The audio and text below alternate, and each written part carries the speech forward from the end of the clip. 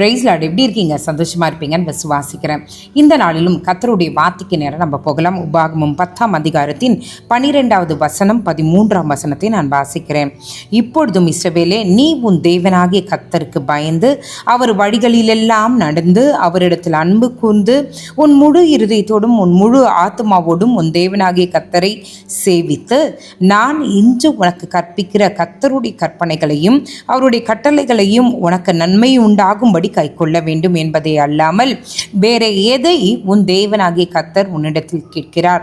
அடுத்த வசனம், இதோ வானங்களும் வானாதி வானங்களும் பூமியும் அதிலுள்ள யாவும் உன் தேவனாகிய கர்த்தருடையவைகள்.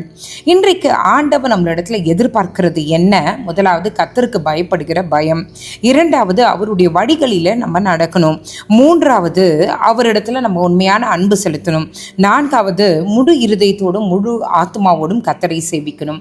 இந்த காரியங்களை நம்ம செய்யும்போது ஆண்டவர் நம்மளை பார்த்து ஒரு கேள்வி கேட்கிறார். இந்த நாளை மட்டும்தானப்பா செய்ய சொல்றேன், வேற என்னத்தப்பா நான் இந்த உலகத்துல உன்னிடத்துல இருந்து நான் எதிர்பார்க்கிறது என்று கர்த்தருடைய வார்த்தை அடுத்த வசனத்துல சொல்லியிருக்கிறது. அதுக்கு அடுத்த வசனம் என் கவனத்தை மிகவும் ஈர்த்தது. இதோ வானங்களும் வானாதி வானங்களும் பூமியும் அதில் உள்ள யாவும் உன் தேவனாகிய கர்த்தருடையவைகள்.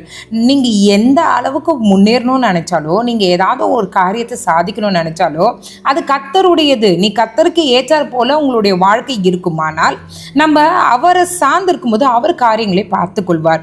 இங்க ஆண்டவர் சொல்றாரு, எப்ப நீ உன் சுய முயற்சியில கர்த்தரே வேணான்னு சொல்லிட்டு நீ பாட்டு உன்னுடைய சொந்த முயற்சியில நீ காரியங்களை எல்லாத்தையும் நீ செஞ்சாலும் அது எல்லாமே கர்த்தருடையது. அவர் உண்மையிலே கவனம் வைத்தால் மட்டும்தான் உன்னால அடுத்த கட்ட உயர்வுக்கு போக முடியும். இதே தான் இந்த வசனம் சொல்கிறது. வானாதி வானங்களும் பூமியும் அதில் உள்ள யாவும். நீங்கள் ஏதாவது ஒரு ப்ராப்பர்ட்டி வாங்கணும், ஏதாவது ஒன்று இன்ஹெரிட் பண்ணணும், ஏதாவது பிளெஸிங்ஸை வாங்கணும்னா எப்போ எல்லாமே கர்த்தருடையது. அப்போ நீங்களும் நானும் செய்ய வேண்டியது என்ன? கர்த்தருக்கு பிரியமாய் நம்ம வாழணும். ஆண்டவர் இந்த புதிய வருடத்தில் நம்மளிடத்துல எதிர்பார்க்கிறது என்னவென்றால் அவருக்கு பயந்து அவருடைய வழிகளில் நடந்து அவரை அன்பு கூர்ந்து நம்மளுடைய முழு இருதயத்தோடும் முழு ஆத்மாவோடும் கர்த்தரை சேவி வேண்டும் என்பதை மட்டும்தான் கர்த்தர் எதிர்பார்க்கிறார். இந்த நாளில் நம்மையும் நம்மளுடைய குடும்பத்தையும் கர்த்தருடைய பலிபீடத்தில் கொடுத்துருவோம். ஆண்டவரே, நீர் எங்களை பொறுப்படுத்தி நடத்துங்க என்று கர்த்தரிடத்தில் சொல்லும்போது கர்த்தர் நம்மளுடைய வாழ்க்கையில பெரிதான காரியங்களை கர்த்தர் நம்மளுடைய வாழ்க்கையில செய்வார். நம்ம எடுக்கிற எல்லா முயற்சிகளையும் கர்த்தர் ஆசீர்வதிப்பார். இதில் எந்தவித ஐயமும் இல்லை. ஜெபிக்கலாமா?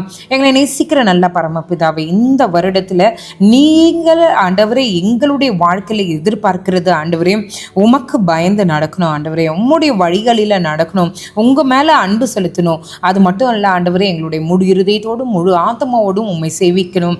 ஆண்டவரே, இந்த 4 காரியங்களை சொல்லியிருக்கீங்க. ஆண்டவரே, நாங்கள் உண்மையாய் இந்த 4 காரியங்களையும் கை கொள்ள எங்களுக்கு உதவி செய்யுங்க. ஆவியானவரே, நீர் எங்களுடைய கரத்தை பிடிச்சி நடத்துங்க. நாங்கள் வெட்கப்பட்டு மட்டும் போயிடக்கூடாது ஆண்டவரே.